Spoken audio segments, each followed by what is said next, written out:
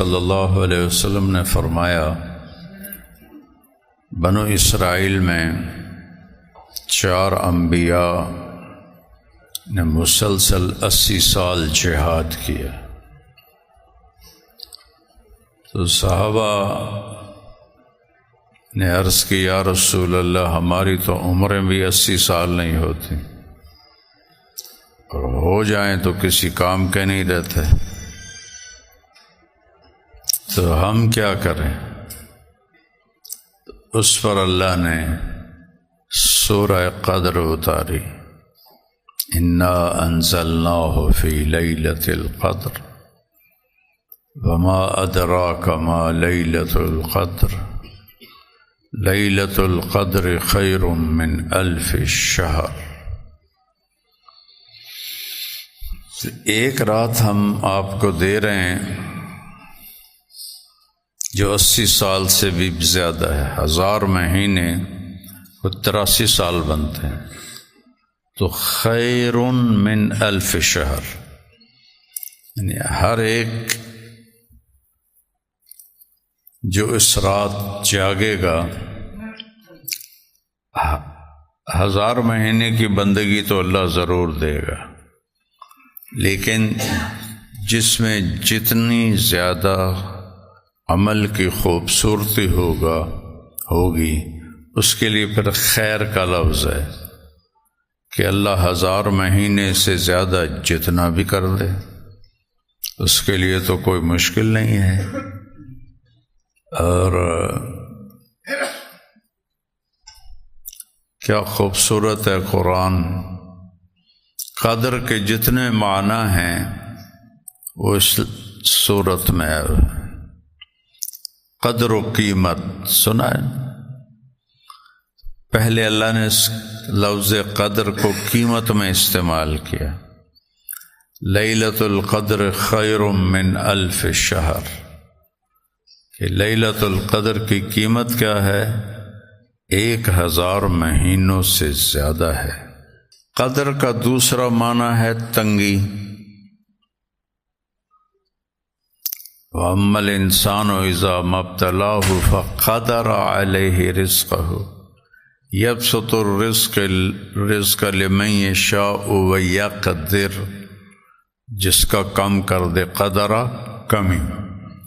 تو یہاں اللہ تعالیٰ قدر کا دوسرا معنی استعمال فرما رہے ہیں، تنزل الملائکۃ والروح، اتنے فرشتے اترتے ہیں کہ زمین تنگ پڑ جاتی ہے۔ یہاں قدر تنگی کے معنی میں ہے کہ ملائکہ کا نزول اتنا ہوتا ہے کہ یہ چھوٹی سی زمین ان کے آنے کی برکت سے چھوٹی ہی پڑ جاتی، تنگ پڑ جاتی۔ سعد بن معاذ رضی اللہ عنہ کی شہادت ہوئی، جنگ خندق میں زخمی ہوئے اور پھر چند دنوں کے بعد انتقال ہوا۔ ہمارے نبی کو پتہ چلا تو جبریل آئے نا، کہ یا رسول اللہ، آپ کے ساتھیوں میں کون فوت ہوا ہے؟ کہ کیوں؟ کہ اہتز عرش الرحمن طربا، اللہ کا عرش خوشی سے جھوم رہا ہے کہ کوئی آ رہا ہے۔ سبحان اللہ۔ آپ نے کہا سعد زخمی تھا، تو آپ نے مسجد سے دوڑ لگائی، ان کے گھر پہنچے تو وہ انتقال فرما گئے تھے۔ کمرہ بالکل خالی تھا، 4 پائی پڑی تھی، اور آپ کمرے میں ایسے داخل ہوئے جیسے سارا کمرہ بھرا ہوا ہو، اور آپ کوئی قدم یہاں رکھتے، کوئی ایسے اس طرح زگ زیگ بناتے ہوئے سعد کے سرہانے ایسے کر کے بیٹھ گئے، ایسے۔ تو صحابہ نے عرض کی، یا رسول اللہ، کمرہ تو خالی ہے، ہمیں تو کوئی نظر نہیں آ رہا۔ آپ ایسے اندر گئے جیسے کمرہ بھرا ہوا ہے، پھر آپ ایسے بیٹھے ہیں جیسے بڑی تنگ جگہ آپ کو ملی ہے۔ آپ نے فرمایا جو میں دیکھ رہا ہوں تم نہیں دیکھ رہے، یہ کمرہ فرشتوں سے بھرا ہوا ہے۔ تو میں ان کے کندھے پکڑ پکڑ کے ساتھ کی چارپائی کے پاس پہنچا ہوں، تو یہاں بھی جگہ کوئی نہیں تھی، ایک فرشتے نے اپنا پر سکیڑا ہے اور میرے بیٹھنے کی جگہ بنائی ہے۔ تو قدر، قیمت خیر من الف شہر، قدر، تنگی، فرشتوں کی آمد سے زمین تنگ پڑ جاتی ہے۔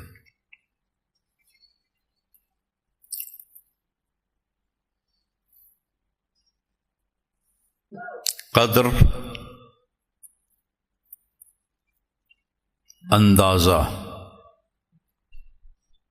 پیمائش۔ تو ما فی السماء قدر راحت من صحاب، یہ ایک ہدایت النحو میں مثال ہے، آگے پیچھے یاد آنے کہ یہ کیوں مثال لائی گئی تھی۔ تو قدر مسافت کو، پیمائش کو بھی کہتے ہیں۔ تو آخر میں اس کا معنی بتایا، سلام ہی حتی مطلع الفجر۔ یہ اس کی لمبائی کیا ہے، پیمائش کیا ہے؟ مغرب سے لے کر صبح و صادق تک یہ رات رہتی ہے۔ تو لفظ قدر کے سارے معانی اللہ تعالیٰ نے چھوٹی سی صورت میں استعمال کی۔ آپ جوان لوگ ہیں، آج رات بھی تاک رات ہے، تو اپنی ہمت دکھاؤ۔ آج ایک تو گزر گئی، ایک یہ آ رہی ہے، 2 اس کے بعد ہیں، 3۔ تو کوشش کرو کہ اللہ تعالیٰ آپ کو ہمت دے اور آپ اس رات میں اپنے اللہ کی بارگاہ میں جتنا بھی کچھ کر سکتے ہیں کریں۔ تھک جائیں، اونگ آ رہی ہے، پھر اللہ کا نبی نے کہا پھر سو جائے، پھر جاگے نہیں، زبردستی نہ کرے۔ تو میں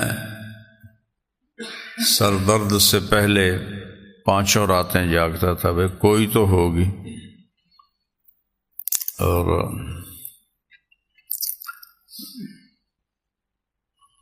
میں نے ایک واقعہ بھی سنایا تھا کہ جب میں 3 چلے لگا رہا تھا تو رمضان میں میرا ایک چلہ بھی تھا، رمضان بھی اس میں تھا، عید ہم نے لاہور پڑھی تھی۔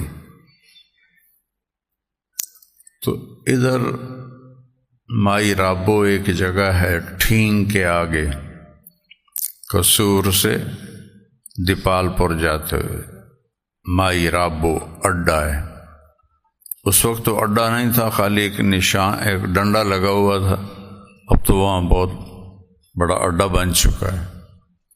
تو میں نے پہلے رمضان سے مانگنا شروع کیا، یا اللہ تیرے سامنے ہی ہے، روزانہ پیدل سفر کرتے ہیں، تو شب قدر جس رات کو ہو مجھے اٹھا دینا، 5 راتیں میں نہیں جاگ سکتا۔ تو 21 کی رات تھی، 12 بجے مجھے کسی نے یہاں سے پکڑا اور یوں کر کے اٹھا دیا، بالکل فزیکلی، ایسا نہیں کہ مجھے محسوس ہوا، نہیں، یہاں سے کسی نے میرا گردن پہ ہاتھ ڈالا اور یوں اٹھایا۔ میں ایک دم خوف زدہ ہو کے اٹھا، دسمبر کی راتیں تھیں۔ میں نے کہا یہ مجھے کس نے اٹھا دیا؟ میں نے گھڑی دیکھی تو 12 بج رہے تھے۔ میں نے پھر رضائی اوپر لی اور لیٹ گیا۔ یا لیٹا تو مجھے یاد ہے کہ آج تو 21 کی رات ہے، یہ تو اللہ نے مجھے اٹھایا۔ میں نے چھلانگ لگائی اور باہر نکل گیا۔ اس رات گرمی کا زمانہ ہو یا سردی کا، رات معتدل ہوتی ہے، روشن ہوتی ہے۔ تو میں باہر نکلا، سردی کا کوئی نام و نشان ہی نہیں تھا۔ تو وہ رات اللہ نے مجھے یہ مانگنے کی توفیق دی کہ یا اللہ ساری زندگی کے لیے قبول فرما لے اس کام کے لیے۔ اور اگلے دن میں خود ہی سوچ میں پڑ گیا، یہ تو نے مانگا کیا ہے کہ ساری زندگی کے لیے قبول کا؟ تو میڈیکل ڈاکٹر بن رہا ہے، ڈاکٹری کرے گا یا تبلیغ کرے گا؟ تو اس کے 2 دن بعد ہماری واپسی تھی رائمنڈ۔ سارے راستے بس میں یہ سوچتا گیا، یہ تو نے کیا مانگ لیا؟ والدین چاہتے ہیں، میں خود چاہتا ہوں، میں میڈیکل ڈاکٹر بن رہا ہوں، اور میں نے مانگ لیا مجھے اس کام کے لیے قبول کر لے۔